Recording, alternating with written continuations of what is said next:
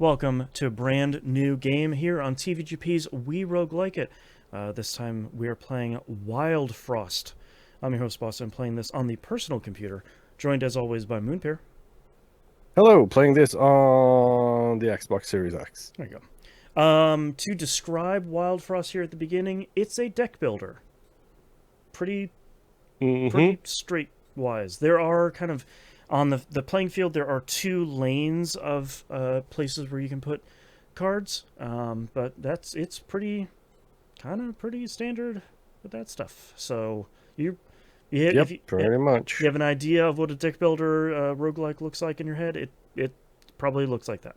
So Except, except let's give this game its flowers right off the top of the bat, because sometimes we're very negative when the true. first few weeks roll around. I have a lot of flowers to My give. word, my word, this thing looks and animates incredibly. It not only is it really cute, like it has a It really good Marvel Snap looks style. like it was done by a bunch of kindergartners. Like, it's Yeah, ridiculous.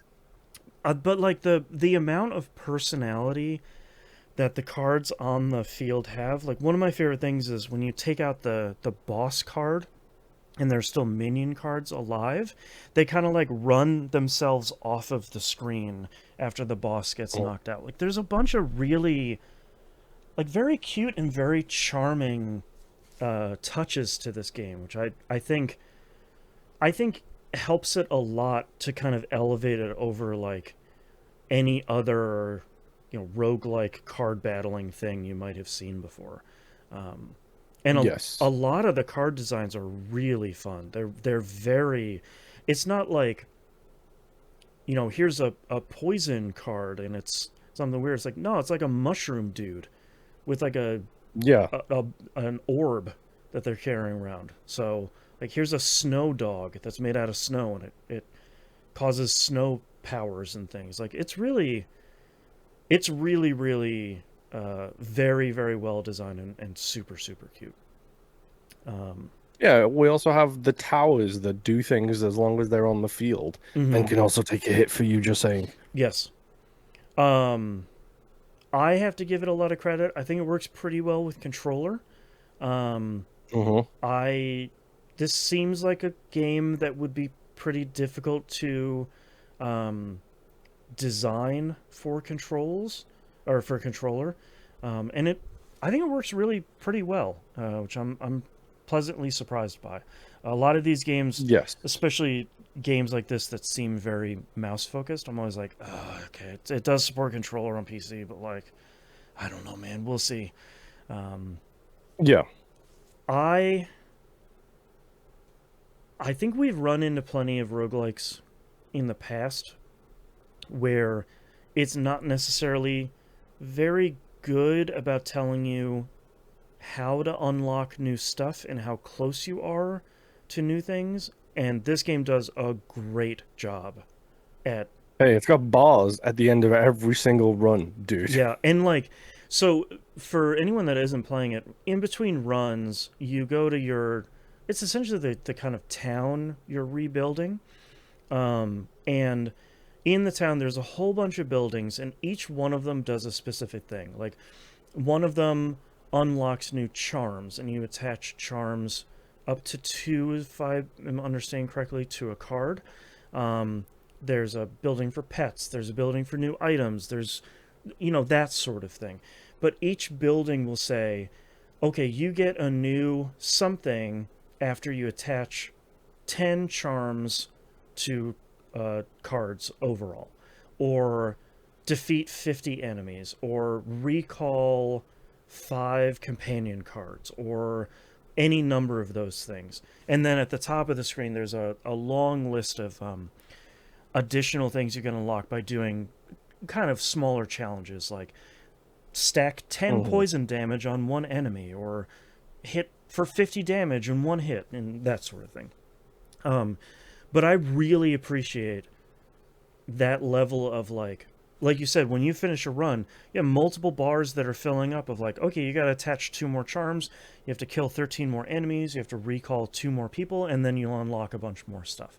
Um, Yep. I think that's super super great instead of like oh, I finished a run and I unlocked something. Like what?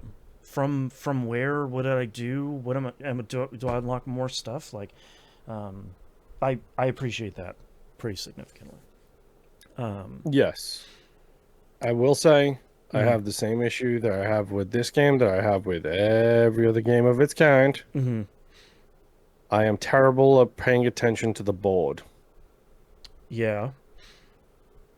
Yeah, my hero has 1 health. There's a unit standing directly behind him with 12 health. I'm just gonna end the turn and let my hero die, therefore Right. ending the run. You know, I actually have the opposite problem. I think this game has a really interesting mechanic where you can recall companion cards back into your hand. And when you do that, they regain most, if not all, of their health. Um, I really need to be better about that because I'm putting like Big Berry, that dude that heals himself and maybe other people when they kill an enemy card. And I'm in the same Hmm. point where it's like it has 3 health and some things can hit him for 5. Yeah, he'll be fine. It's like no, just pull him back into your deck and let him heal up and then put him back on the field. Like there's no reason to lose the card for the rest of the fight when you could just have that card. Um, Uh-huh. yeah, I the other thing too that I just remember too is the redraw bell. Um, that Ding ding. yeah, that's right. That counts down every turn and lets you redraw your cards into your hand. That's such a cool Hmm. mechanic of like if you wait Same with the enemy bell. right, like if you Like you wait can hit long the enough. enemy bell to get the enemy's waves to spawn in faster. Right. And I like that the enemy bell a lot too because it's like if you're good enough or you have a really great deck to clear the the board of enemies faster than they're going to spawn, you can spawn them early or you can take like a turn or two to heal up your units, put some more units on the board, do a little buffing or something like that. And I like that there's that kind of mechanic and the redraw bell. You can redraw cards at any point you want, but if it doesn't have that kind of recycle symbol on it, it'll cost you your turn. Or if you just wait, you can do it basically for free. Um, there's a lot of really clever mechanics like that in this, and I'm really impressed by a lot of what this game does. Um, I think one thing that really tickles me is a lot of the boss cards will be 2 rows tall, so they'll kind of stretch the entirety of the board. And then And they hit both rows. right, they hit both rows, and it feels like half of them, when you take out the boss card, it kind of like flies off the board and then breaks into 2 cards. And like one goes in each on each row, which is always fairly terrible, or it just kind of flips back on the board, but it's twice as strong as it was before, which is Hmm. also really rough. Um, the only thing that I'm not sure how I feel about, but maybe it's a good thing to kind of save me from myself, is that you can only have 3 companion cards in your active deck at a time. Um, Yes. and if you pull more than that, you need to sort of put them on the sidelines, pull them out of your deck for to get back to that 3. And I understand it, but this is kind of where we've talked over the last couple of I guess seasons essentially or months of we're trying to beat our worst impulses of like cards. Yeah, get more of those cards in my deck. Oh, 200 cards, no big deal. It's like Yep. no, stop it. So I feel like there's a little bit of saving me from myself on this one of like no, you can't have 10 companions in your deck. Like your deck shouldn't be that big, man. You're never gonna see these cards. Stop it. Yep. Um, so I think that's pretty interesting. Um, did you unlock the second tribe, the second deck, essentially? No, not yet. Okay, I think that was the one for defeating 100 enemies. Um, Okay.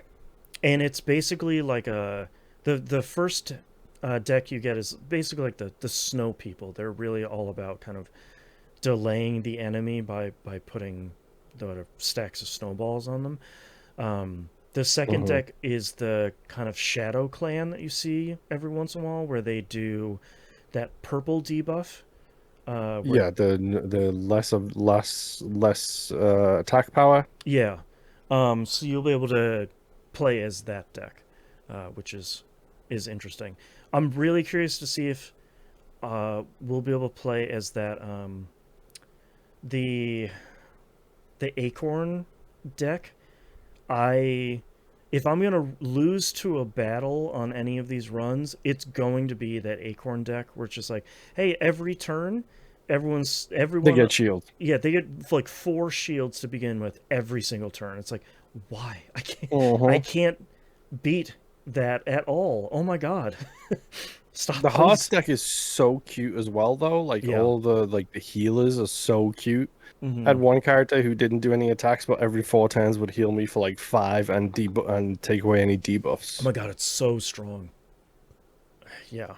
Hmm. I'm having a lot of fun with this game. I think you and I have found sort of a surprising love for deck builders the longer we've been doing this show. Um, and I just get frustrated with what I keep doing in them time yeah, and time and time and time and time and time again. yep. Um, but I feel like this one feels like a really great kind of introductory deck building game, at least in the first week here of like it doesn't feel overly punishing. It might feel a little bit easier than I was expecting, but I don't think that's necessarily a bad thing, especially when you're starting a new roguelike. Um, so I'm hoping that the the the positivity here kind of sticks with this game, because so Yes. far I'm I'm having a hoping it's blast. not one of those games that's super cute and punishes you so badly. Yeah, exactly. Yeah. All right. Any final thoughts here for week one? Nope, not off the top of my head. Yeah, it's great. I'm having a blast. I'm looking forward to playing more of this. I'm also glad I didn't pick it up on mobile because I think it's on mobile. That'd be a real problem. That'd be too accessible. Um, all right. Thank you very much, everyone, for listening. We'll see you all next run. Bye. Bye.